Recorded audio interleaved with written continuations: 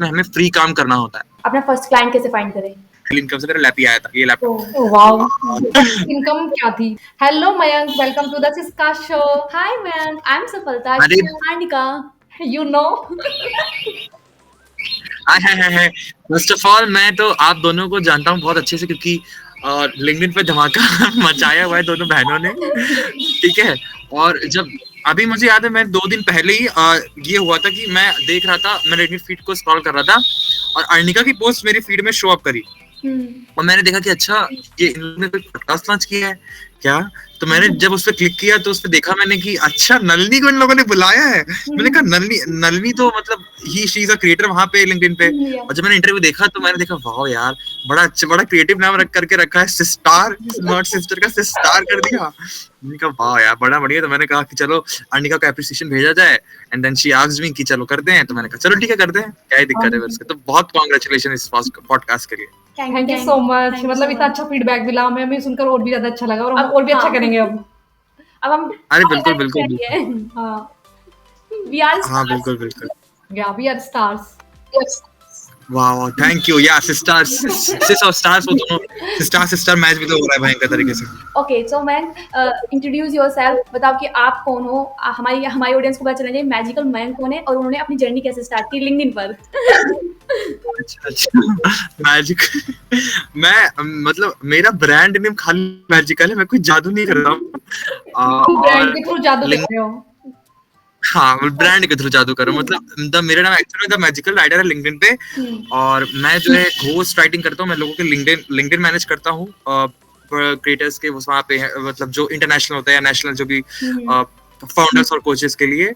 और बस यही है, मैं घोस्ट राइटर हूँ। लिंक्डइन पे मैंने स्टार्ट किया था आई थिंक अभी 7 मंथ्स पहले और तब से, हाँ 7 मंथ्स पहले। और जब मैंने स्टार्ट किया था तो उसमें अकाउंट बहुत ज्यादा बैंड हुए थे, फिर उसको थोड़ा सा चीजें सुधारी, मैंने दोबारा से अपने अकाउंट बनाए और बस फिर चीजें चलती गई। बहुत एक्सपेरिमेंट किया, अपना तरीका ढूंढा और अभी रॉक कर रहा हूँ लिंक्डइन। बस यही।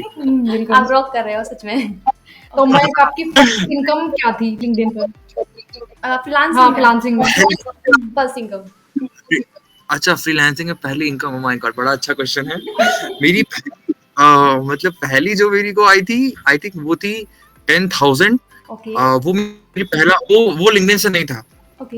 वो था, मैं बताता हूँ, मैंने 2022 में एक कोर्स लिया था, ठीक है। उस कोर्स को लेने के बाद मैंने कुछ, वो कंटेंट राइटिंग का कोर्स था, तो मैंने उसको कोर्स लेने के बाद बहुत सारे सैंपल्स बनाए, उसको प्रिपेयर किया एंड देन मैंने, हम लोग का क्या होता था कि वो इन्फ्लुएंसर थी जिनका मैंने कोर्स लिया था और उस इन्फ्लुएंसर ने, इंस्टाग्राम इन्फ्लुएंसर ने अपना व्हाट्सएप ग्रुप बना के रखा था अपनी एकेडमी का। तो जब उन्होंने अपना ग्रुप बना करके रखा था तो वहीं पे वो उनको जो क्लाइंट्स, एकेडमी का नेम आप बता सकते हो तो और भी बेनिफिशियल होगा। हाँ यू सेवी एकेडमी नाम है उसका। और उनकी जो कोच, उनका नाम है प्राची गौतम, गौतमा प्राची .co, उनकी आईडी है लिंक्डइन उस पे, इंस्टाग्राम। हाँ तो मैं उनकी एकेडमी में था। तो जब उनकी एकेडमी में जब मैं था तो वहां से मैंने कोर्स लिया था और फिर मैंने वहां से फिर चीजें, मतलब वो क्या करती थी कि क्लाइंट्स भेजती रहती थी हम लोग के ग्रुप में।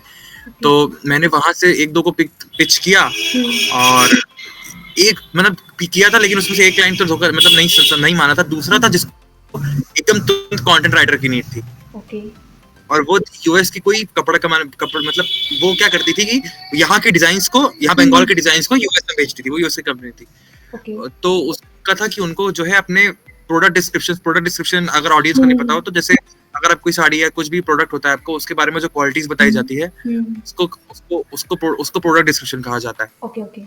तो उसको लिखने के लिए जरूरत थी उनको एक घोस्ट राइटिंग की, बहुत ही तुरंत चाहिए था। तो मैंने कहा यार मैंने तो प्रोडक्ट सीखा ही, मतलब ब्लॉग राइटिंग सीखी है, बट मैंने कहा ये अपॉर्चुनिटी आई, मैं जाने तो नहीं दूंगा हाथ से।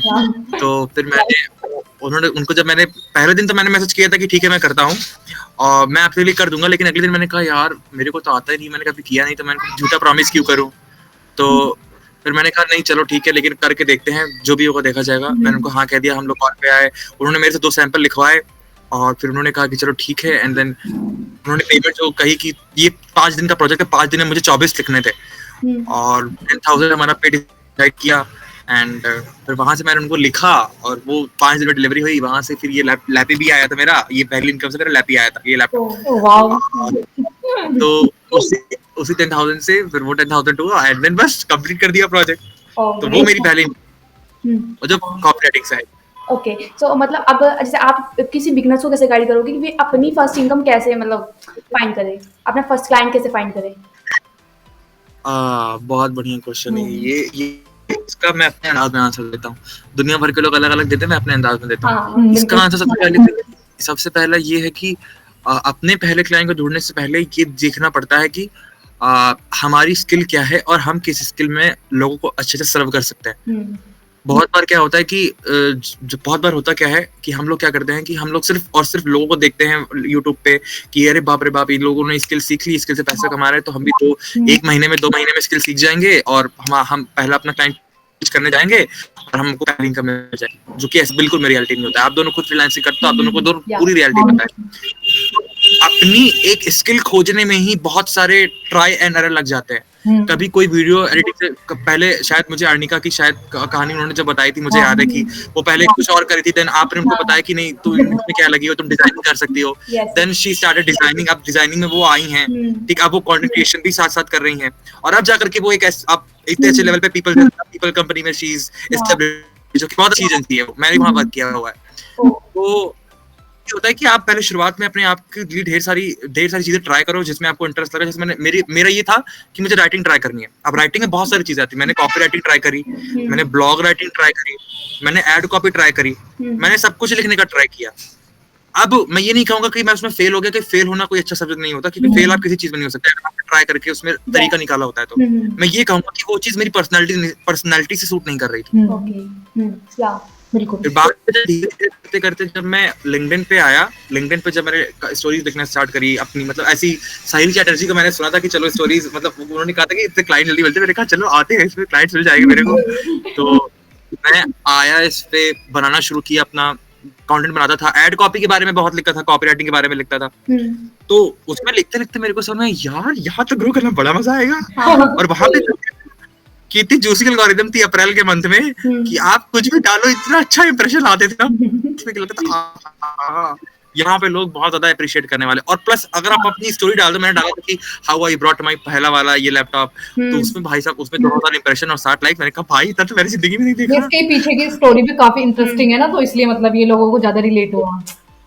हाँ, फिर उसके बाद मतलब जैसे जैसे आप अपने लिए वो करने लग जाते हो कि अपनी वॉइस ढूंढने लग जाते हो कि आपके लिए क्या, पहले अपनी वॉइस ढूंढो कि आपके लिए क्या सही है। वो अगर 3 से 4 चीजों को ट्राई करते जब एक चीज आप पे स्टिक हो जाओगे, तो आपको लगेगा कि हाँ ये मैं कर सकता हूँ, यहाँ पे वॉइस आती है।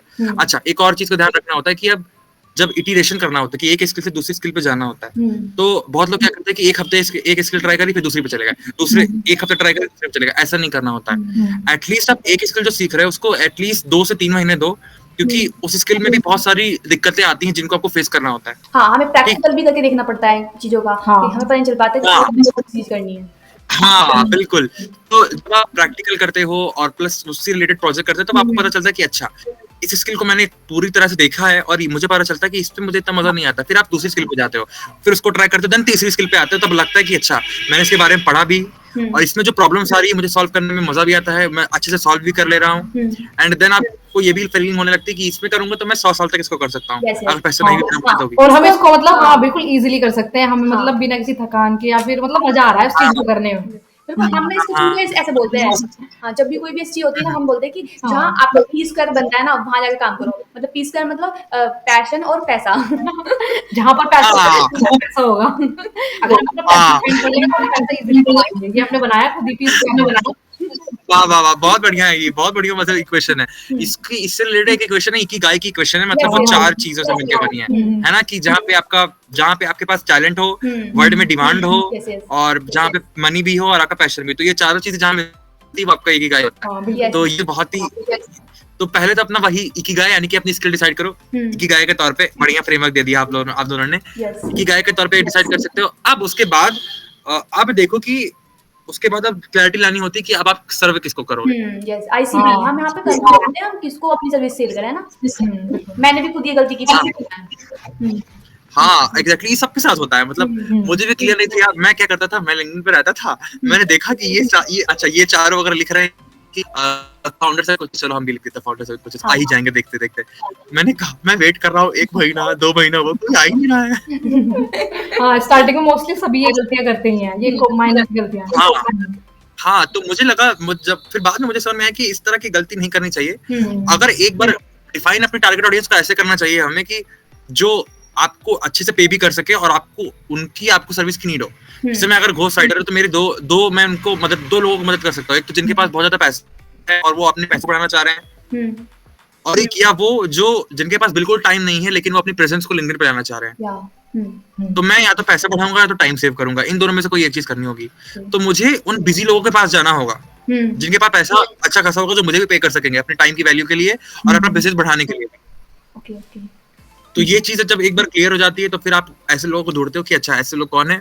फाउंडर्स हो गए, कोचेस हो गए, और जो सीएक्सओस होते हैं, सीएक्सओस का मतलब होता है जो CEO, CMO, chief marketing officer, CFO, chief financial officer, इन सबको मिला करके एक सीएक्सओ बोला जाता है। तो ये सारे लोग हैं जो आपको पोटेंशियली पे कर सकते हैं। ठीक, अब जब आप ये डिसाइड कर लेते हो देन इनको लिंक्डइन पे स्टार्ट करना पड़ता है, रीच आउट करना पड़ता है। मतलब हम आपसे भी ये पूछने वाले थे कि कैसे आप लीड जनरेशन कैसे करते हो? आप इनबाउंड का यूज करते हो या आउटबाउंड का यूज करते हो मेनली? हाँ, पहले एक पार्ट का आंसर दे देता हूँ कि मतलब कर सकते हैं। और अगर आप आउटबाउंड करते हो तो उसके लिए आप क्या फॉर्मेट यूज करते हो टेम्पलेट का, वो भी आप शेयर कर सकते हैं। ठीक है, बताता हूँ।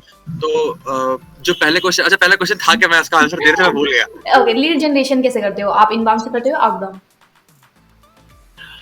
ओके, नहीं, आपने शायद पूछा था कि किस तरह से आप इसको, ये क्या था कि आप किसी और को कैसे सजेस्ट करोगे अपना पहला क्लाइंट ढूंढने में, कैसे जनरेट करने में। हाँ, ये तो कंप्लीट हो गया था आई थिंक। अच्छा, ये कंप्लीट हो गया था। अच्छा, तो सेकंड वाला पूछना है फिर। लीड जनरेशन आप हाँ, उसी प्रोसेस में बताता हूँ। ठीक है, तो फिर उसके बाद पहले स्किल थोड़ी जाती है एंड देन, हाँ, यही लीड जनरेशन वाला पूछा था, हाँ याद आ गया। तो पहले स्किल थोड़ी जाती है और तब उसके बाद रीच आउट करना स्टार्ट करना होता है। जैसे मुझे याद है कि मैं जब 700 फॉलोअर्स पे था लिंक्डइन पे, तो मुझे ये तो क्लियर हो गया था कि मेरी सर्विसेज कौन चाहेगा और मेरे को और मैं क्या सर्विस दूंगा, मैं किसको रीच आउट करूंगा, मुझे क्लियर। अब क्या था कि मुझे मेरा पहला क्लाइंट चाहिए था, क्योंकि शुरुआत में क्या होता है, शुरुआत में हमें फ्री काम करना होता है। और फ्री काम नहीं करेंगे तो हमारे पास पहली बात तो टेस्टिमोनियल्स नहीं आएंगे जिससे हमारा ट्रस्ट बढ़ेगा, और दूसरी बात एक्सपीरियंस। और फ्री में काम करने में आपको गलती करने का मौका मिलता है जो आपको पेड में नहीं मिलेगा। तो फ्री की वैल्यू बहुत होती है। ठीक है, तो मैंने फिर मेरे पास वही यूसेवी एकेडमी का ग्रुप था और उसमें I think more than 300 members थे। मैं गया, मैं बस लेटा हुआ था बिस्तर पे, मैंने कहा कि चलो आज कर ही देते, वरना मैं ऐसे प्रोक्रेस्टिनेट करता रह जाऊंगा। मैंने रात में ही वहां पर डाल दिया कि आई वांट टू डू, मैं 2 हफ्ते की लिंक्डइन घोस्ट राइटिंग और पर्सनल ब्रांडिंग सर्विस ऑफर कर रहा हूँ, एंड आप क्या करो कि मुझे उसके बजाय बस टेस्टिमोनियल दे देना 2 हफ्ते के बदले। ठीक, अब वहां से मैं जब सुबह उठा, मैं मैसेज करके सो गया, मेरे को वहां से 30 रिप्लाई आए हुए थे। ओके, अच्छा आप ये दे कर, आप ये कर। मैंने फिर उसमें से छाटा कि मेरे को हायर कौन कर सकता है, किसके चांसेस, अगर मैंने रिजल्ट ला दिए उनके लिए तो किसको मैं हायर कर सकता, कौन मेरे को हायर कर सकता है। तो मैंने उधर से 30 में से 2 को लिए। मैंने कहा पहले 2 की हेल्प करते हैं, बाद में दूसरों को देखा जाएगा। तो 2 लिए, तो वो थे करियर कोच थे, दुबई से थे। ठीक है, तो उनके लिए मैंने लिखा 1 महीने शायद लिखा था, नहीं सॉरी 2 हफ्ते लिखा उनको, उनके लिए चीजें अच्छी खासी हुई, रिजल्ट अच्छे आए। देन उन्होंने हायर भी कर लिया कि कहा चलो 1 महीने के लिए तुम आ जाओ मेरे साथ। और मैंने 4000 पे उस समय उनके लिए काम किया था, सिर्फ पोस्ट लिखी थी उनको, लिखी थी, मुझे एक्सपीरियंस चाहिए था। एक के लिए मैंने सिर्फ पोस्ट लिखी थी और वहां से एक टेस्टिमोनियल मिला था, और दूसरे के लिए मैंने अकाउंट ग्रो किया था उसका स्क्रैच से। ओके, तो एक का मैंने 4000 लिया था। ठीक, फ्री में काम किया था, तो फ्री में काम करने के बाद उन्होंने हायर कर लिया था। ठीक, उसके बाद पेड दिया उन्होंने, उसके बाद पेड किया, 4000 किया था। एंड देन जिनका अकाउंट में 0 से ग्रो करना था, वो उसके लिए मैंने 5000 लिया। अब बहुत लोग सोच सकते हैं कि इतना कम क्यों चार्ज कर रहा है, 5000 तो बहुत कम हो रहा है। लेकिन मैनेजमेंट का तो 20 मतलब 25 700 हजार लेते, तुम 5000 ले लेते। तो मेरा सिंपल ये है कि अगर मैंने अपॉर्चुनिटी गवा दी, क्योंकि अपना अकाउंट ग्रो करना एक तरफ होता है, दूसरे का अकाउंट ग्रो करना एक तरफ होता है। तो मैंने कहा कि चलो फिर उनका अकाउंट अगर ग्रो करना है तो मैं इनको सस्ते में दे देता हूँ, एटलीस्ट मुझे एक्सपीरियंस होगा, तो वो मेरे लिए बहुत बड़ी चीज है। 5000 एक कॉलेज स्टूडेंट के लिए बहुत होता है, इतनी लालची भी नहीं। 5000 मतलब बहुत होता है। मैं पहले ट्यूशन पढ़ाता था तो उससे ज्यादा ही मुझे मिल रहा था। मैंने कहा भाई ये तो बहुत ही मेरे लिए। तो मैंने फिर कहा कि चलो देते। देन मैंने उनके लिए फ्री सर्विस फ्री किया उनको, मतलब फ्री कह रहा हूँ, मतलब उनका अकाउंट मैंने ग्रो किया। पहले मुझे समझ में नहीं आ रहा था मैं करूँ कैसे, क्योंकि वो थी आइल्स कोच। आइल्स ट्रेनर जानते हो आप लोग? नो, आप एक्सप्लेन कर सकते हो? हाँ, आइल्स ट्रेनर का मतलब होता है कि जो लोगों को बाहर विदेश जाना होता है ना, बाहर विदेश जाने के लिए एक पेपर होता है आइल्स, IELTS जो देना होता है इंग्लिश का। तो उस आइल्स की जो कोचिंग कराते हैं उनको आइल्स ट्रेनर कहते हैं और दुबई से थी। तो वो आइल्स ट्रेनर, मैंने कहा कि आप इनकी टारगेट मार्केट जो थी वो इंडिया थी। तो अब मैंने कहा कि अब इनका मैं एंगेजमेंट कैसे बढ़ाऊं, क्योंकि ये है आइल्स ट्रेनर। तो अब कौन किससे करूं मैं एंगेजमेंट जिससे एंगेजमेंट आए। तो फिर मैंने ग्रुप में डाला था कि पूछा उनसे कि कैसे करूं एंगेजमेंट। तो उन्होंने बताया एक बंदे ने कि जो एक्टिव कोचेस है लिंक्डइन पे, जैसे कि माइंडसेट कोचेस और करियर कोच हैं, उनसे एंगेज करो तो वो लोग भी एंगेज बैक करेंगे। तो जब उन्होंने कहा कि एंगेज वो बैक करेंगे, sorry for the noise, back करेंगे, एंगेज बैक करेंगे, तो मैंने कहा कि चलो फिर इसको ट्राई करते। तो फिर मैंने उनका 5 बजे का टाइम, मैंने कहा कि चलो इस पॉइंट पे आते हैं, 5 बजे का टाइम बनाया, शाम को 5 बजे।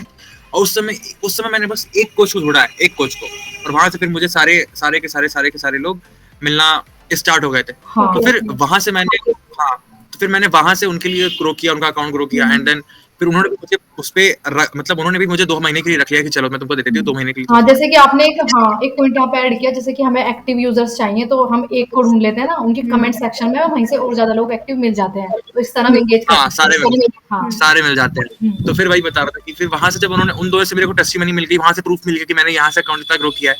तो उसी समय मैंने लिंक्डइन पे ही एक करियर कोच है, मतलब ऑस्ट्रेलिया के कुछ लोगों को, बाहर के कुछ लोगों को लिंक्डइन पे रीच आउट किया था। रीच आउट कैसे किया था, बस खाली ये बोल दिया था कि hey I like your content वगैरह वगैरह, and I would like to discuss about you this, मतलब कि वो लीडरशिप कोच थी। तो मैंने लीडरशिप के बारे में कह दिया कि आई like your leader, like this post about leadership and I want to discuss more about this topic, are you open for the chat? और वो इनविटेशन उन्होंने एक्सेप्ट कर लिया। ठीक, तो जब उन्होंने एक्सेप्ट कर लिया तो मैंने उनसे पूछा how is your leadership journey going, sorry how is your LinkedIn journey going. तो उन्होंने कहा कि I am not sure about it वगैरह वगैरह। ठीक, तो उसके बाद उन्होंने 10 दिन तक कुछ रिप्लाई नहीं दिया। मैंने उनसे एक क्वेश्चन पूछा, तो उसी दिन क्या हुआ था कि 2-3 दिन बाद जब मैंने उनको मैसेज किया था, उसी दिन मैंने एक वीडियो, मतलब एक कैरेक्टर बना करके, जो मेरी आइल्स ट्रेनर थी उनका अकाउंट मैंने ग्रो किया था, वो आइल्स ट्रेनर की जो मैंने कैरेक्टर उसको उठा के डाला कि मैंने पूरी केस स्टडी डाली। केस स्टडी का मतलब होता है जिसमें आप पूरा प्रोसेस बताते हो कि कैसे अपने अकाउंट को जीरो से क्या क्या स्ट्रेटजी लगाई। तो मैंने उसको स्क्रीनशॉट्स के साथ, और जो मेरे क्लाइंट ने मेरी तारीफ की थी वो भी स्क्रीनशॉट व्हाट्सएप का लेकर के पूरा लगाया।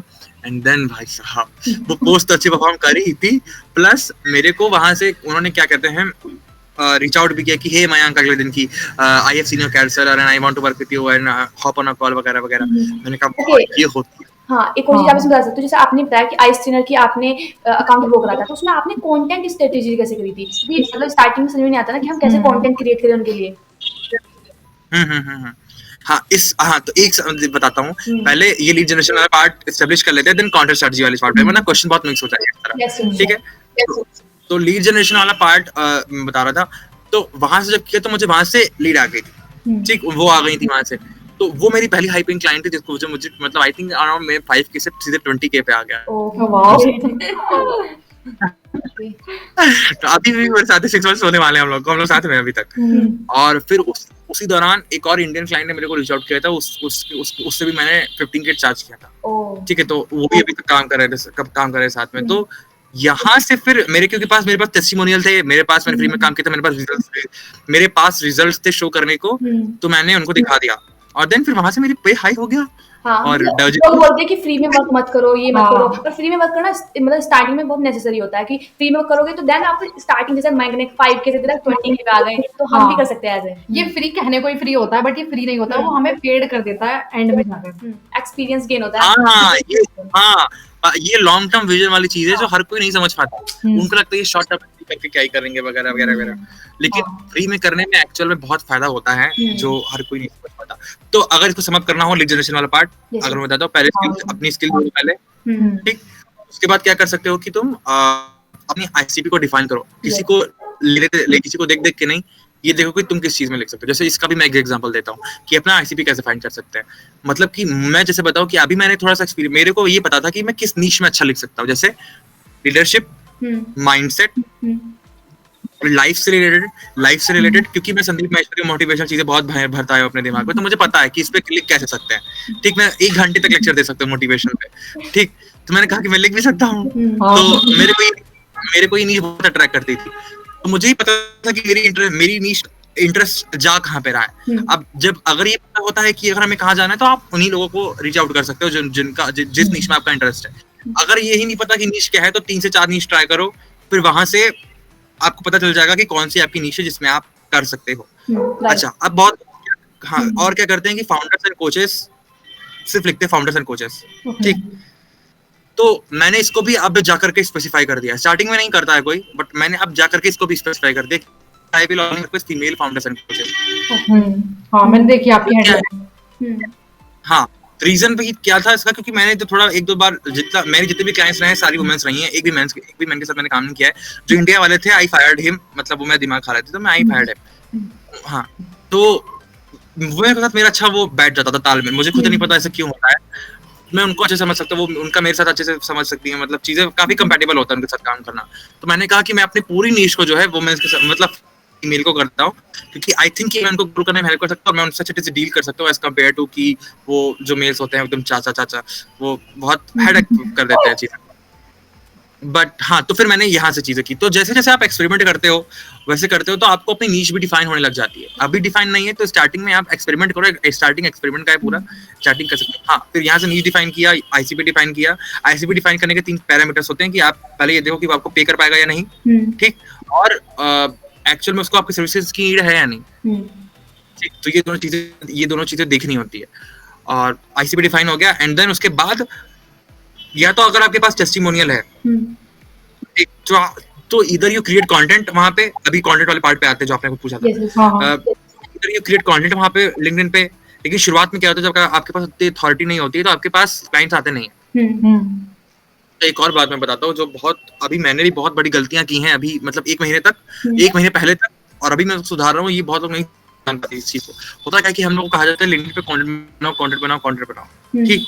सबसे ज्यादा अंडररेटेड पार्ट जो कहा जाता है इनबाउंड लीड के लिए भी बहुत जरूरी है, वो है आउटरीचिंग। अब आउटरीचिंग का 2 पार्ट होते हैं। एक तो होता है कि आप पूरा ऑफर लिख दो कि हे XYZ, आई डू दिस, आप मेरी सर्विस।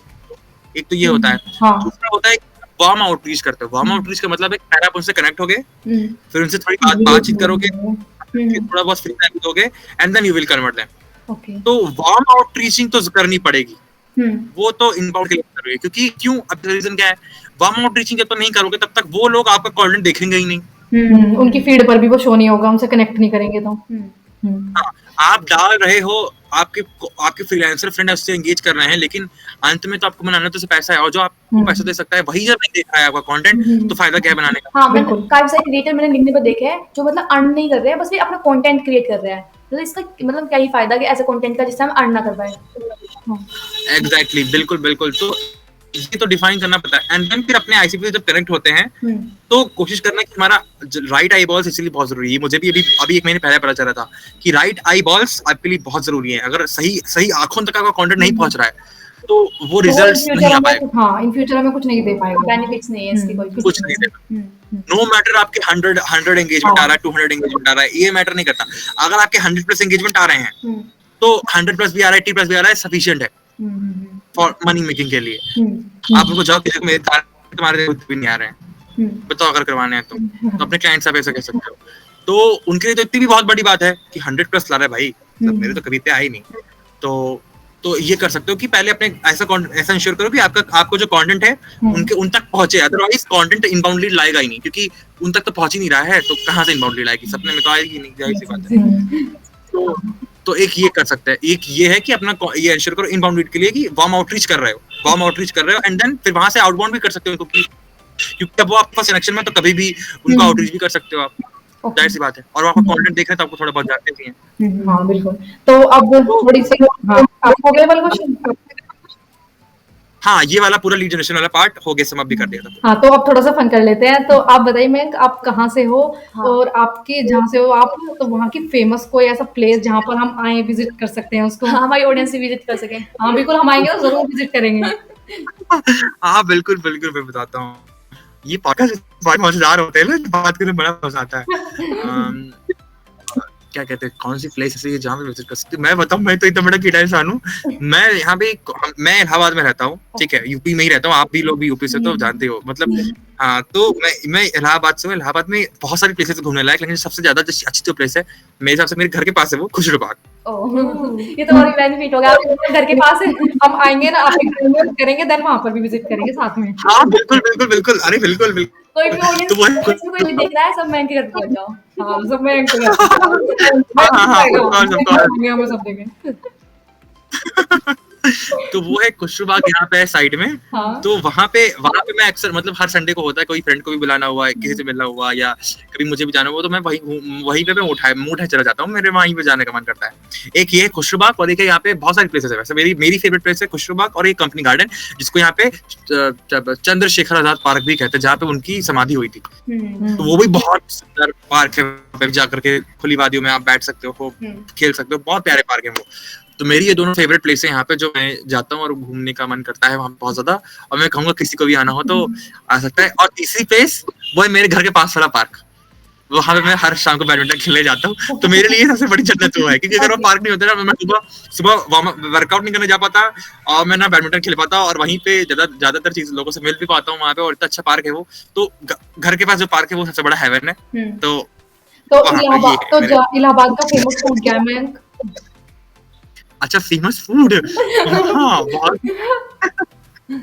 मैं इतना ज्यादा खाने वाला बच्चा नहीं हूँ, तो मैं बता नहीं पाऊंगा, लेकिन जो मैंने देखा जाता खाते हुए, और मैं भी जो खाना पसंद करता हूँ ज्यादा, वो है यहाँ की फुल्की गोलगप्पे जिसको कहते हैं, हम लोग तो फुल्की कहते हैं। मुझे मीठी पसंद है, मुझे मीठी फिर की बहुत पसंद है, तो मैं मीठी बहुत खाता हूँ। बट यहाँ फुल्की का कुछ भी हो तो चलो आज देखते हैं, फुल्की खा लेते हैं बहुत, और सब तो महंगे वाले। हाँ, ये यूपी में काफी चलते हैं, गोलगप्पे, बर्गर, समोसे, हमारे साइड ये चलते हैं बहुत ज्यादा।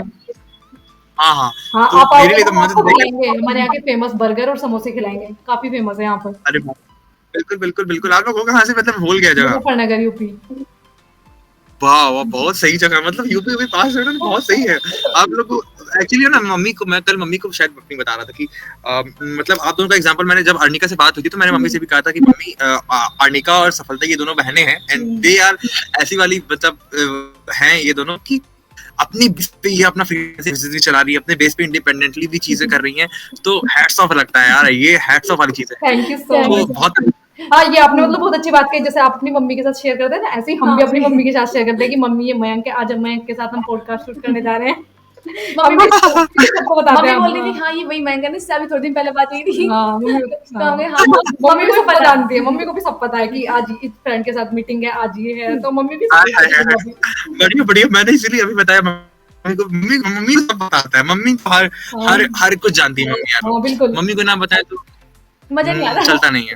हाँ, मजा आता है, और मम्मी सपोर्ट भी करती है। जब हम मम्मी को बताते हैं तो मम्मी बोलते थे कोई नहीं बेटा, आप मीटिंग करो, मैं काम कर लूंगी। मम्मी बहुत सपोर्ट करती है। हाँ, और पता है ऐसे सपोर्टिव वाले पेरेंट्स होते तो और मजा आ जाता है कि वाह यार, हाँ बहुत ज्यादा। ओके, सो हम आई थिंक अब थोड़ा कर लेते हैं। हम कंटेंट स्ट्रेटेजी के बारे में बात कर रहे थे। जैसे आप बोलते थे किसी भी के लिए हमें पोस्ट बनानी है, स्टार्टिंग में बिजनेस को पता नहीं होता कि हम कैसे पोस्ट क्रिएट करें। जैसे मान लिया आपने जो ट्रेनर के बारे में बात करते हैं, या कोचेस के बारे में करते हैं, हम उनके लिए कैसे कंटेंट क्रिएट करें? कोई भी पिलर्स आप यूज करते हैं उसमें? ठीक है, बताता हूँ।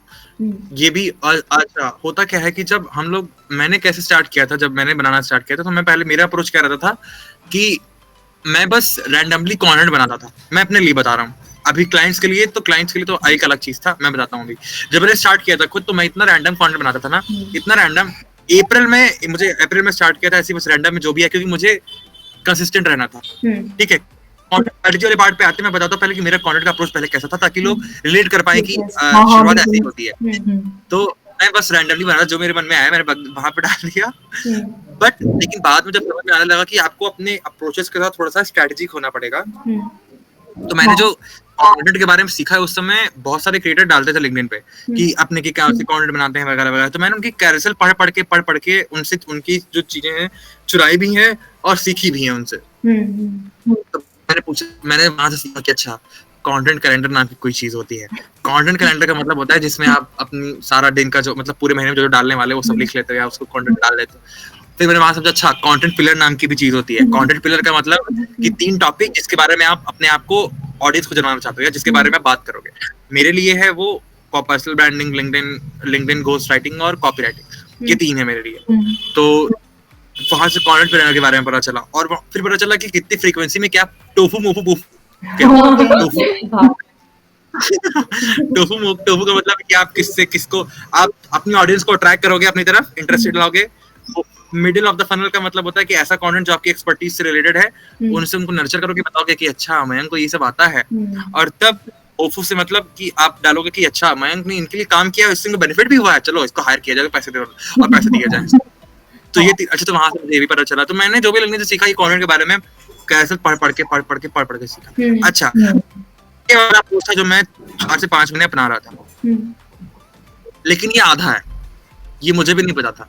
मैंने क्या किया था, फिर एक कंसल्टेशन कॉल ली थी एक बंदी से, उसका नाम है कनिष्का गोपाल, और वो भी लिंक्डइन पे हैं, और उनकी मैंने कंसल्टेशन कॉल ली थी। तो वहां से बहुत एक चीज मुझे सीखने को मिली, उनका अप्रोच, उन्होंने जो मुझे सिखाया कि कभी भी ना कंटेंट को यूं ही नहीं बना देना चाहिए कि हाँ ये वाला टॉपिक है, ये वाला टॉपिक है, ये वाला टॉपिक है। लोग क्या कहेंगे कि जाओ इस फाइल जो बड़े क्रिएटर कर रहे हैं, इस फाइल में सेव कर लो, जाके देख लो और उसको रेप्लिकेट कर दो। वो तरीका सही है, लेकिन एक हद तक सही है। अगर आपको बिजनेस करना है तो उसके लिए वो तरीका सही नहीं है। उसके लिए क्या तरीका सही है बताता हूँ। वो है ये है कि पहले ये देखो कि आपकी ऑडियंस कौन है। जैसे मेरी जो मैं अगर बनाऊंगा, मेरी पर्सनल ब्रांडिंग वाले हैं हम, तो हमारी ऑडियंस कौन है, वो फाउंडर्स एंड कोचेस हैं वगैरह वगैरह। तो आप देखो इनके 5 इमोशंस कौन कौन से, फियर्स, ऑब्जेक्शन, ऑब्स्टिकल, डिजायर्स, और एक और है याद नहीं आ रहा है, फ्रस्ट्रेशन।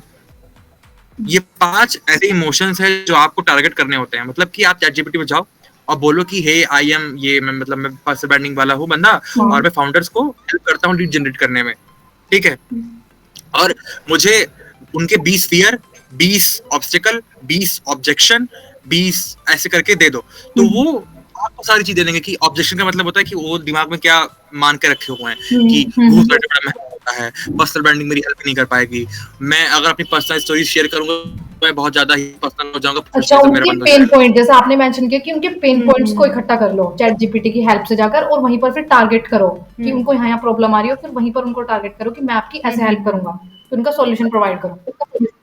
पेन पॉइंट्स में, हाँ, ये पेन पॉइंट्स में और इमोशंस में अंतर होता है। ये और जो एक्चुअली जो बात होती है वो पेन पॉइंट्स की लोग बात करते हैं, बट एक्चुअल में जो बात कर रही है वो इमोशंस की मैं बात कर रहा हूँ। इमोशंस के अंदर ही पेन पॉइंट्स आते हैं। ये इमोशन, फ्रस्ट्रेशन, ऑब्जेक्शन, उनको फ्रस्ट्रेशन आती होगी कि यार मैं ना लिंक्डइन मेरा एंगेजमेंट बढ़ ही नहीं रहा है, और ना मुझे पोस्ट लिखना ही नहीं आता है। अब आपको क्या करना है, अपने कंटेंट में ये सारे जो इमोशंस इनको एड्रेस करना है। अब कैसे करोगे? Why are you struggling to write your post? ये पहला इमोशंस आपने डाला कि अच्छा, वो देखेगा, अब वो कंटेंट जैसे देखेगा कि अच्छा हाँ इसमें तो मेरी बात हो रही है, तो मेरे बारे में लिख दिया। और फिर अगर लिखोगे कि जैसे वो सोचता है कि घोस्ट राइटर बड़ा महंगा होता है, ठीक, तो आप कह सकते हो कि घोस्ट राइटर आर महंगे तो होते हैं, but the return on investment भी बहुत ज्यादा होता है उनका। फिर वो कहेगा अच्छा इसने मेरे ऑब्जेक्शन को तोड़ दिया, वो फिर भी अपनी बात देखेगा। तो आपके कंटेंट में जब वो रीडर, आपकी टारगेट ऑडियंस, अपने इमोशंस को यानी कि अपने आप को देख पाएगी, तब ज्यादा चांसेस है कि आप उनको पकड़ पाओगे, उनको कन्वर्ट कर पाओगे। हाँ बिल्कुल, कंटेंट स्ट्रेटजी तो इतनी कमाल की आपने बताई ना, मतलब ऑडियंस देखेगी तो मजा ही आ जाएगा उन्हें तो बिल्कुल। हाँ, मतलब मे बी हमें इतनी ज्यादा क्लैरिटी नहीं थी इस चीज पर, तो आपने बहुत अच्छे से क्लियर कर दिया ये भी, थैंक यू। तो हाँ, मेरा एक और क्वेश्चन है, जैसे आपने जिनकी कंसल्टेशन कॉल ली थी तनिष्का की, तो उनकी फ्री कॉल है या फिर पेड आपने ली थी? नहीं, उनकी जो थी वो उनकी पेड कॉल थी, वो फ्री नहीं थी। ओके, उनकी चार्जेस आपको पता है? चार्जेस अभी तक मुझे याद नहीं, आई थिंक उन्होंने बढ़ा दिया है। काफी बढ़ा दिया उन्होंने अपने चार्जेस। वरना मेरे, हाँ, पहले तो आई थिंक था 3400 था, हाँ 3400 का अराउंड था, अब उन्होंने 5000 कर दिया है। तो मेरा एक यहाँ क्वेश्चन है कि जैसे कि हम स्टार्टिंग में अपनी कंसंट्रेशन कॉल रखते हैं, कोई बिगनर्स रखें, तो वो स्टार्टिंग में अपने चार्ज कैसे फिक्स रखें, या फिर स्टार्टिंग में फ्री रखें या पेड ही रखें? तो इस पर आपका क्या सजेशन है? हाँ, स्टार्टिंग में रखने की बिल्कुल जरूरत नहीं है, क्योंकि स्टार्टिंग में अगर रखोगे तो कोई वैल्यू नहीं करेगा। हाँ बिल्कुल, सिंपल। क्यों? क्योंकि मैंने भी रखी थी, मेरे पास कोई नहीं आया। मैंने 3-4 बार प्रमोट करी थी, मेरी बेइज्जती हो गई, कोई आया नहीं मेरे पास। क्यों नहीं आया? क्योंकि मेरी अथॉरिटी नहीं थी। मैं तो बस मैं खुद जब ग्रो नहीं किया हूँ, मेरा खुद का एंगेजमेंट लेवल 30-40 आ रहा है, मेरा बैनर सही है ना, मेरा टाइम सही, मैं कह रहा हूँ I will give you 30 consultation call to improve your personal brand. I will give you 30 consultation call कि आपकी मैं पूरी प्रोफाइल ऑप्टिमाइज कर दूंगा। अरे भाई साहब, आपकी खुद की ऑप्टिमाइज नहीं है, आप उनको क्या बताओगे? हाँ, पहले खुद की बिल्ड करनी है, पहले build authority and after then start concentration को। हाँ एग्जैक्टली, पहले होता कि देखो जैस्मिन को आप लोग सब जानते हैं, जैस्मिन एलिक। हाँ बिल्कुल। वो आज तक कभी भी अपनी कॉल्स को प्रमोट नहीं किया, कभी भी। क्यों है ऐसा? क्योंकि वो अपने कंटेंट से इतनी अथॉरिटी बिल्डअप कर लेता है, कोई भी अगर उसके प्रोफाइल पे जाता है तो डायरेक्टली बुक कर देता है। बिल्कुल। तो आपके साथ सिचुएशन ऐसी होनी चाहिए, ये नहीं होना चाहिए कि मैं 5,000 में बेची थी, अब मैं 3,000 कर दे रही हूँ ताकि आप मेरे को बुक कर लो। इस तरह से आप आपने तो सारे क्रिएटर्स को एक्सपोज कर दिया। टॉप सीक्रेट आपने रिवील कर दिया। I'm giving 10,000, आप मेरे को ना I have only 3 spots left, so please join ASD। हाँ ये मैंने बहुत देखा है। होता कुछ है नहीं, आना तो किसी को है नहीं आपके पास, फॉलोवर है 3,000, फॉलोवर है 2,000, रिजल्ट शो करते नहीं हो, कौन बुक करेगा? वो नहीं समझेंगे आपको सब। इससे अच्छा, सबसे अच्छी सेलिंग तब होती है जब आपकी कंटेंट ही आपके बारे में बोल देता है। हमें कंटेंट ऐसा बिल्ड करना चाहिए कि हमारा कंटेंट खुद मतलब शो हो लोगों को, उसमें वैल्यू हो, और फिर लोग खुद आएंगे, खुद उसको बुक करेंगे। हमें मतलब खुद को शो ऑफ करने की जरूरत नहीं कि ये मैं ये प्रोवाइड कर रही हूँ, आप मेरी कॉल बुक कर दीजिए। तो हाँ, मेरा एक और क्वेश्चन है इसी में से कि जैसे कि स्टार्टिंग में स्टार्ट करते हैं बिगनर्स, तो उन्हें स्टार्टिंग में ये प्राइसिंग वाली दिक्कत होती है सर्विसेज हाँ, में कि कैसे अपने प्राइस फिक्स रखें, या फिर स्टार्टिंग में वो लो भी काफी चार्ज कर लेते हैं, तो कैसे करना चाहिए स्टार्टिंग में? वन मोर क्वेश्चन, मतलब इसमें जब हम क्लाइंट से बोलते हैं ना कि व्हाट्स योर बजट, तो क्लाइंट भाग जाता है। हाँ मैं इसका भी आंसर देता हूँ, पहले पहला वाला कंप्लीट कर दूं और फिर उसके बाद इस पे आता हूँ। अच्छा मैं भूल गया, पहले आंसर कर देना।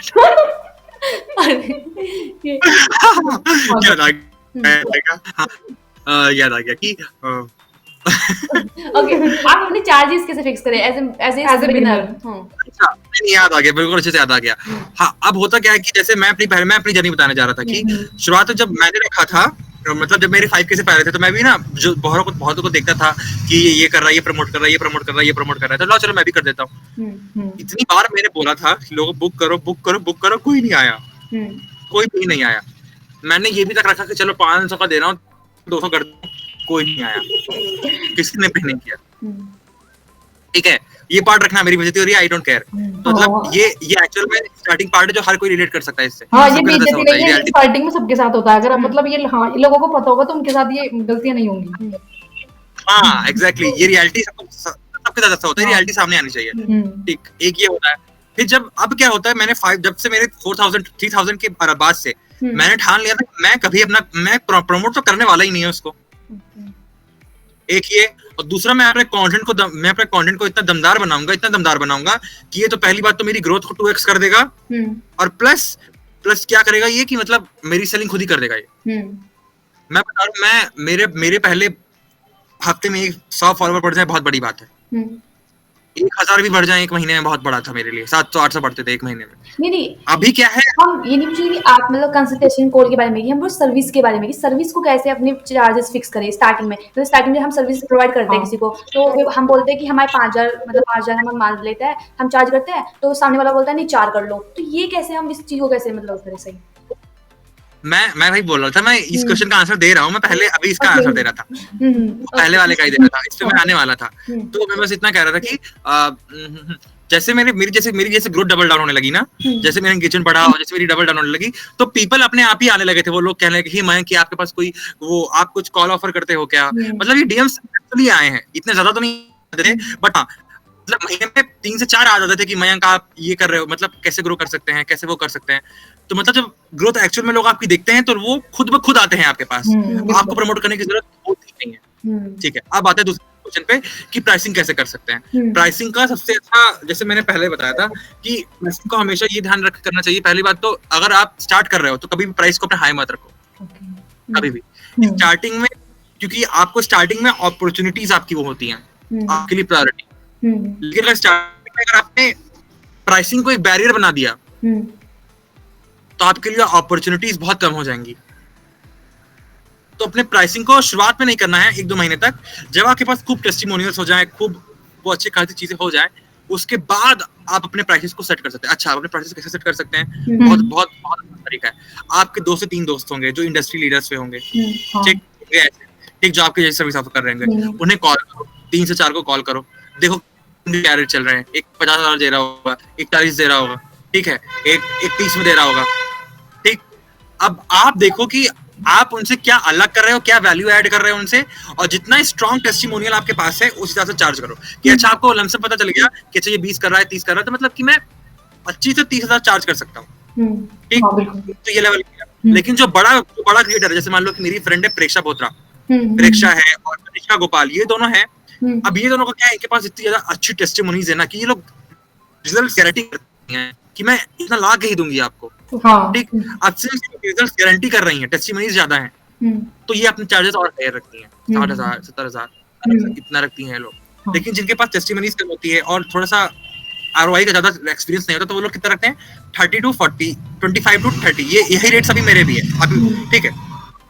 तो आपके दो मतलब इंडस्ट्री लीडर से पता करो, और प्लस जो सेम आपके लेवल पे है उनसे पता करो।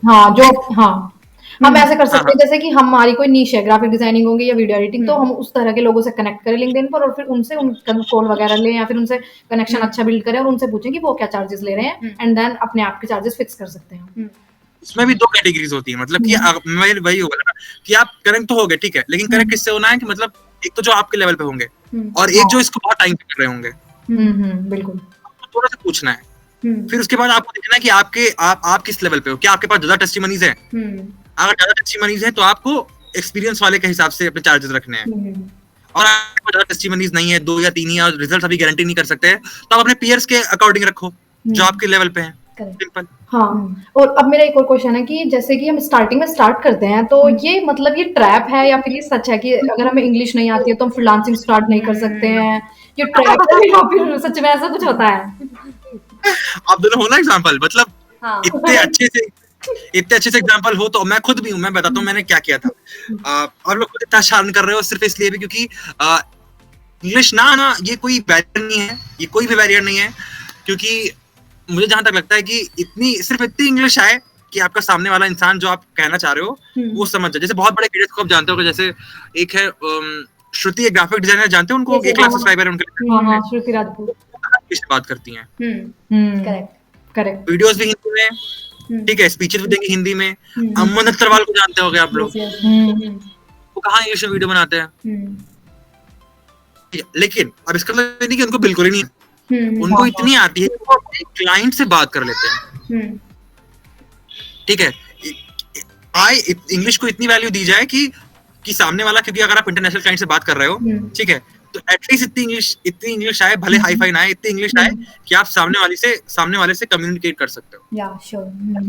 जैसे इंडिया में भी हाई पेइंग क्लाइंट ज्यादातर आपको जहां मिलेंगे वो साउथ के ज्यादातर मिलते हैं, जहां तक मुझे याद है, ज्यादातर होते हैं। अब साउथ के अगर आपको मिल रहे हैं हाई पेइंग क्लाइंट, तो इट्स नेसेसरी कि आपको इंग्लिश आती हो, क्योंकि वो हिंदी नहीं समझते, बिल्कुल, ठीक है। तो वो आपके क्लाइंटेल पे डिपेंड करता है। अगर मैं अभी मेरी जो क्लाइंट है ऑस्ट्रेलिया वाली, अगर मैं उनसे बोलूं कि हेलो आप कैसी हैं, आप बहुत अच्छी हैं, and she will be and वो ऐसे करेंगे, क्या है फॉर रिपीट, तो मतलब उनको समझ नहीं है क्या बोल के रहा हूं, उनको समझ ही नहीं है अभी। लैंग्वेज पहले सिर्फ इतनी है कि वो आपको अच्छे से कम्युनिकेट कर पा रहे हो सामने वाले को, वरना बाकी तो आपको पूरी स्वच्छंदता है, मतलब की आजादी है कि आप पूरी तरह से जो मर्जी बोलो। मैं तो यहाँ पे भी हिंदी में बात कर रहा हूँ, अपने दोस्तों से बात करता हूँ, किसी इंग्लिश वाले वो इंग्लिश में वाले बात करें, मैं उनको कहता हूँ हिंदी में बात करूंगा। हाँ बिल्कुल, तो लैंग्वेज बैरियर नहीं है। हाँ बिल्कुल, ओके। लैंग्वेज बैरियर है, लैंग्वेज बैरियर तब होता है जब हम अपनी बातों को एक्सप्रेस ना कर पाए अपने क्लाइंट को। आई थिंक मैं क्या कह रहा था, हाँ, मतलब कि दो तरह के लोग आपको बनाने चाहिए अपने, दो तरह के लोगों से कनेक्ट होना चाहिए। एक जो आपके सेम लेवल के लोग हैं, और एक जो मतलब वो बहुत टाइम से कर रहे हैं और वो बहुत अच्छे आसानी से मिल जाते हैं, ठीक है। और फिर उस हिसाब से आपको अपनी प्राइसिंग देखनी चाहिए कि आप किस तरह हो और किस तरह से। अगर आप बहुत एक्सपीरियंस हो तो उन एक्सपीरियंस लोगों के हिसाब से करो, अगर अभी आप इनिशियल स्टेज पे हो तो उन इनिशियल स्टेज यानी कि अपने दोस्तों के हिसाब से कर लो, एज सिंपल एज दैट। तो यही मैंने भी ऐसे किया था, और हाँ, बस हाँ, ये तो बता। मयंक, एक मेरा क्वेश्चन है कि जैसे कि आप स्टेप टू स्टेप गाइड कैसे दोगे कि अगर किसी को फ्रीलांसिंग स्टार्ट करनी है, तो इन शॉर्ट आप कुछ पॉइंट्स बता सकते हैं 5 कि हम कैसे स्टार्ट कर सकते हैं फ्रीलांसिंग? हाँ, बहुत आसान है। हुँ, पहली बात तो ये जान के आओ कि तुमको ये 1 साल लगने वाला है तो चीज़ों को फिगर आउट करने में। 1 साल तो तुम्हारी कोई इनकम नहीं होने वाली। ओके। हाँ। So have a crystal clear mindset, then हवाई महल अपने दिमाग में। हुँ, ठीक, ये एक पहली चीज होनी चाहिए।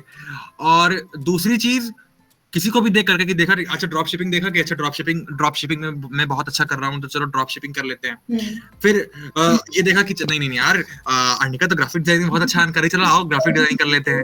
अच्छा सफलता तो वीडियो एडिटिंग ही थी, आजकल उनको चलो वीडियो एडिटिंग कर लेते हैं क्या, मैं तो उसमें पर्सनल ब्रांडिंग में कह रहा चलो उसमें कर लेते हैं। ये बेवकूफी होती है जो हाँ। मैंने भी बहुत करी थी कि मैंने इसको देखा ये सीख लिया, उसको देखा वो सीख लिया, इसको देखा वो सीख लिया। हुँ, लेकिन एक्चुअल में सही में ये होती चीज है कि आप 50 चीज ट्राई करते हो और उसके बाद टिक्का उस पे जाता है जो एक्चुअल में जो चीज आपसे जुड़ी हुई है, हुँ, जिसमें जिससे आप अलाइन कर पा रहे हो। हुँ, जैसे स्टार्टिंग में किया था कि हाँ, हाँ। बहुत सारी चीजें ब्लॉगिंग, मैं जिस पे टिका हूं अभी वो है कंटेंट वाली चीजें, मतलब कि लिंक्डइन। हुँ, तो पहला ये था कि माइंडसेट आओ, स्टेप 1 माइंडसेट रियलिस्टिक हो कि ऐसा नहीं कि एक रात में मिलियनर बन जाएंगे, ऐसा कुछ नहीं होता। हुँ, दूसरा, ऐसी स्किल खोजो जो आपको पे भी, जैसे जो आपने बताया वो पीस कर वाला जो आप दोनों का फॉर्मूला था, वो जो मुझे याद हो गया अच्छे से, जहां पे पैशन हो और पैसा हो, ये दोनों हो, हाँ, ये दोनों हो। हुँ, तो ये पीस कर फॉर्मूला याद रखना है हम सबको, पैशन और पैसा। हुँ, हुँ, तीसरा यही कि फिर उसके बाद वो मतलब अपना आईसीपी डिफाइन करना आना चाहिए कि हुँ, कौन है आपका आईसीपी और वो कहाँ पे घूमता है। हुँ, अगर वो इंस्टाग्राम पे है, तो भागो इंस्टाग्राम पे जाओ कि मतलब वहां पे ब्रांड बनाना चाहिए। फिर तीसरे पॉइंट पे आया आईसीपी ढूंढो, अपना आईसीपी क्लियर करो। हुँ, चौथे पे आया पर्सनल ब्रांड बनाओ, जो कि हम तीनों लोग कर रहे हैं।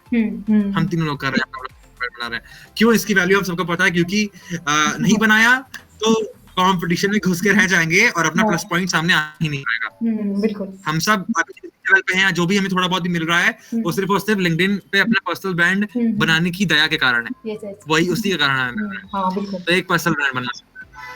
पर्सनल ब्रांड बनाने के बाद हुँ, उसको अपनी स्किल्स में, जो तुम्हारी स्किल है हुँ, उसको अच्छे से सीखते जाओ। एंड देन अब अपना देखो लीड जनरेशन का क्या तुम्हारा तरीका रहता है। अब देखो पर्सनल ब्रांडिंग से करोगे तो उसमें टाइम लगता है कि you will get inbound lead जब तक फॉलोवर अच्छे नहीं हो जाते। हाँ, ठीक, तो उसमें टाइम लगता है। अब अपना लीड जनरेशन चैनल तुमको डिफाइन करना पड़ेगा। अब वेदर इट इज की तुमको वो आउटरीच करो, यानी कि उनको डीएम्स में मैसेज भेजो जाकर कि ये देखो मैं ये भेज रहा हूँ, मैं देखो ये कर रहा हूँ, मैं फ्री में सर्विसेज ऑफर कर रहा हूँ। सबसे बढ़िया तरीका फ्री वर्ड यूज करो। मतलब ये बहुत ही जादुई शब्द है अगर स्टार्टिंग कर रहे हो तो। हुँ, और कह दो कि फ्री में कर रहा हूँ, कि आप ये करवाना चाहते हो क्या। हुँ, तो अपना लीड जनरेशन सिस्टम स्टार्ट करो कि कहाँ से आपको लीड्स आएंगे, क्योंकि बिना अगर आपके लिए लीड्स या कस्टमर्स नहीं आ रहे तो वो बिजनेस नहीं है।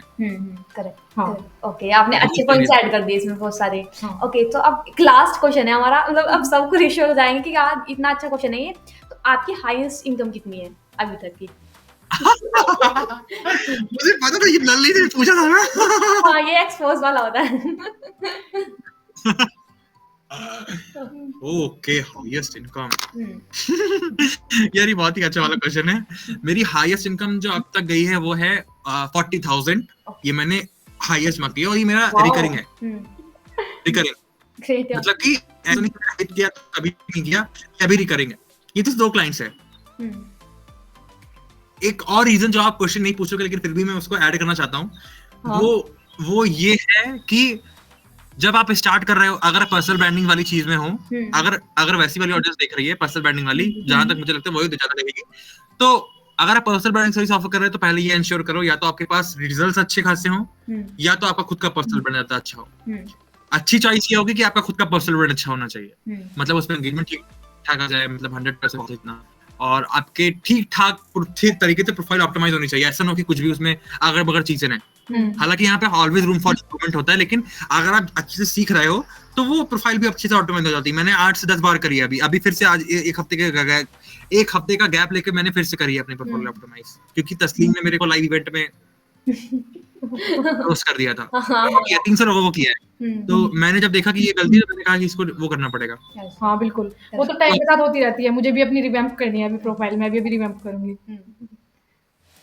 बढ़िया। तो यही है कि अपने आप अपनी जो ब्रांड है उसको अच्छे से ग्रो कर लो, देन एक लेवल तक ग्रो हो जाए 6K 7K तक, तब उसके बाद जब आपके पास ऑडियंस होती है तो एक बार फिर अभी एक और चीज रियलाइजेशन हो रहा है मेरे को कि अपनी फॉलोइंग और एंगेजमेंट लाना एक चीज होती है और उस सर्विस को बेचना एक अलग चीज होती है। हाँ बिल्कुल। बेचना अपने आप में एक अलग आर्ट होती है। वो बेचना आपको सीखना पड़ेगा कि सेल कैसे किया जाता है। फॉलोअर्स आपके पास बहुत आ जाए, 1 लाख रीच आती है हर मंथ, लेकिन उन 1 लाख में से आप एक को भी नहीं कन्वर्ट कर पा रहे हो तो आपका जैसे कि हम graphic designing, video editing, social media manager, ghost writing सब कुछ ये सीख तो लेंगे, बट अगर हमें सेलिंग नहीं आती है तो ये सब मतलब वैल्यू नहीं दे पाएगा हमें। बिल्कुल नहीं आएगा। और फ्रीलांसर होने का सबसे बड़ा जो क्या बोलते हैं उसको, आशीर्वाद है या कह सकते हो कि बून है, वो ये है कि आपको एक शरीर में होकर के कई सारे रोल्स निभाने का मौका मिल जाता है। हाँ बिल्कुल। यू कैन डू एवरीथिंग, जैसा चाहो, जो चाहो, जिस तरह से, जिस हद तक चाहो, जितना चाहो, कम चाहो, सारी चीज की फ्रीडम मिल जाती है। बिल्कुल। तो ये तो आपको सेलिंग भी सीखना पड़ेगा, आपको कैसे अपने सेल्स कॉल पे पिच कैसे करते हैं वो भी सीखना पड़ेगा, इंग्लिश कैसे बोलते हैं वो भी सीखना पड़ेगा। अगर इंटरनेशनल क्लाइंट्स हैं तो, इंडियंस हैं तो बैरियर नहीं है। अच्छा, इस पे बात कर रहे थे हम लोग। हाँ हमने इस पर पूछा था ना। हाँ, तो वही अगर वो बैरियर तब है जब आपके इंडियन क्लाइंट्स, बैरियर तब नहीं है जब आपके इंडियन क्लाइंट्स हैं, बैरियर तब है जब आप इंटरनेशनल क्लाइंट्स आप नहीं समझ पा रहे हो। ठीक है, तो बस यही सारी चीजें ध्यान रखनी है कि वो करते जाना है, एंड देन सेलिंग भी सीखनी है, और सेल्स कॉल पे कैसे चीजें करनी है वो भी सीखनी है, इंग्लिश कैसे बोलना है वो भी सीखनी है। तो बहुत सारी चीजें सीखने की होती है फ्रीलांसर होने के कारण, और आप बहुत ज्यादा ग्रो कर जाते हो अपनी लाइफ में। बिल्कुल एवरेज नहीं करते। ओके, तो आई थिंक हमने काफी सारी बातें कर लिया, काफी लेट भी हो गया है हमें इस पॉडकास्ट को करते करते, काफी टाइम हो से कर रहे हैं, काफी मतलब बड़ा पॉडकास्ट हो गया हमारा शूट। बहुत अच्छी और आपने काफी कन्वर्सेशन हमारी। वैल्यूएबल आपने नॉलेज शेयर की। यहाँ पे मेरा ऑडियंस तो फैन हो जाएगी आपकी मैजिकल मैन की। मैजिक कर दिया आपने। Oh my God. ये पता है, पॉडकास्ट बहुत सही चीज है जो आप लोग कर रहे हो। टू सिस्टर्स, मतलब तालियां बजती है, मतलब आप दोनों की तालियां। Thank you so much, thank you so much. मतलब आपने क्या स्पिरिट है, मतलब मजा क्या। Thank you so much. Okay, bye bye. चलो bye, thank you so much for inviting me. Bye bye. Bye bye.